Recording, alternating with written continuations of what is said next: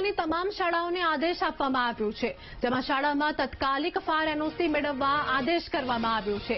જિલ્લા શિક્ષણ અધિકારીએ આદેશ કર્યા હતા। શાળા સંચાલકોને ફાયર એનઓસીનો રિપોર્ટ આપવા સૂચના આપવામાં આવી છે। દરેક શાળાઓએ સેલ્ફ ડિક્લેરેશન જમા કરાવવા પણ સૂચના આપવામાં આવી છે, એટલે કે સેલ્ફ ડિક્લેરેશન જમા કરવા આદેશ કરવામાં આવ્યો છે। રિન્યુઅલ પ્રમાણપત્ર અને ફાયર સેફટીની મોક ડ્રીલનો પણ અહેવાલ રજૂ કરવા આદેશ કરવામાં આવ્યો છે।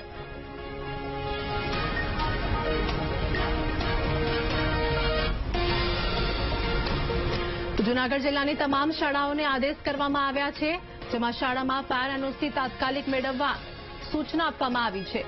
ફાયર એનઓસીનો રિપોર્ટ આપવા શાળા સંચાલકોને સૂચના આપવામાં આવી।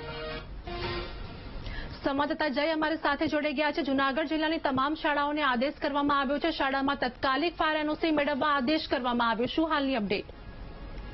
જે ચોક્કસથી ખાસ કરીને જણાવી દઉં કે જે જૂનાગઢ જિલ્લાની જે શાળાઓ છે તેમાં ફાયર એનઓસી લઈને શાળાઓને આદેશ કરવામાં આવ્યો છે।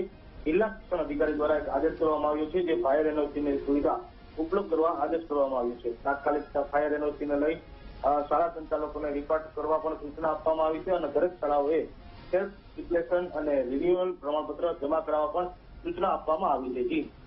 જી આભાર જય, માહિતી આપવા બદલ।